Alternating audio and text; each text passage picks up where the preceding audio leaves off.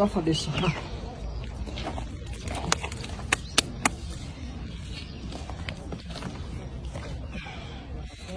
بسم الله الرحمن الرحيم. السلام عليكم ورحمة الله وبركاته. رسولك صلى الله عليه وسلم وحي نوشيغي القبر إما قبر روضة من رياض الجنة أو حفرة من حفر النيران. waxaa la hadlayaa walaashay muslimka ahayd ama walaalkii muslimka ahayd oo isqaawi jirtay oo xubaanta sameey jirtay oo salaadaha la yaaci jirtay oo rabbul caalamiin ku kufri jirtay xaqaan baa noo dambayso.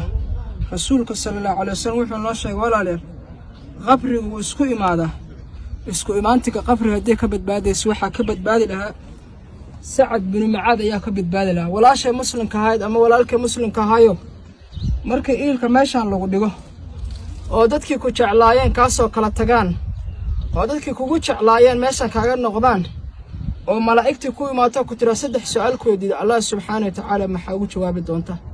waxaa la hadlayaa gabar kasto isqaawijo, waxaa la hadlayaa wiil boo taariku salaada, waxaa la hadlayaa wiil boo sinaysta, waxaa la hadlayaa wiil boo Ilaahay subhanahu wa ta'ala xaq ku la hadlayay. taariku salaad Ilaahay agtiis waxa ku taala cadaab iyo xumaan baa ku taala. midka saanayo agti Ilaahay subhanahu wa ta'ala waxa ku yeelay cadaab ayaa ku yeelay. tan isqaawisoy Ilaahay agtiis waxa ku yeelay xumaana ku taala. ittaqilla Ilaahay subhanahu wa ta'ala ka cabsada.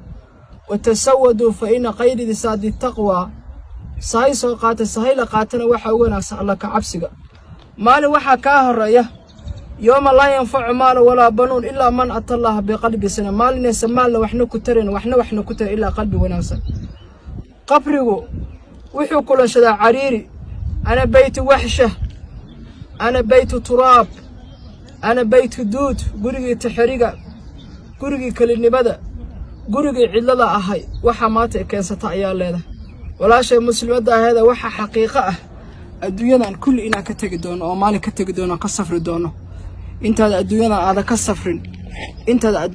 ka safrin meeshan wax u soo shaqayso ku anfacay aakhiriya adduun wallahi ina samaalna wax ku tareen wallahi ina samagacna wax ku tareen wallahi ina saxaas qurux badan caruuxna ku tareen waxaas oo dhan way ka soo noqon doona marka waxa ku dadaashin markasta ku dadaashin wixii qeyr iyo wanaag ku anfaca. waxa la hadlayaa gabdhaha TikTok xumaanta ku sameeyay isqaawinayo oo madaxa fooqanayo oo xumaantii sinada sameeyay qof walba xaqaas ku dambeeyay. Ilaahay ka cabso u toobadkeen rasuulka sallallahu alayhi wasallam wuxuu dhahay ma ra'ayta qabri maana arag mandarka foorxan haday jirtana qabri ayaa ugu foorxan.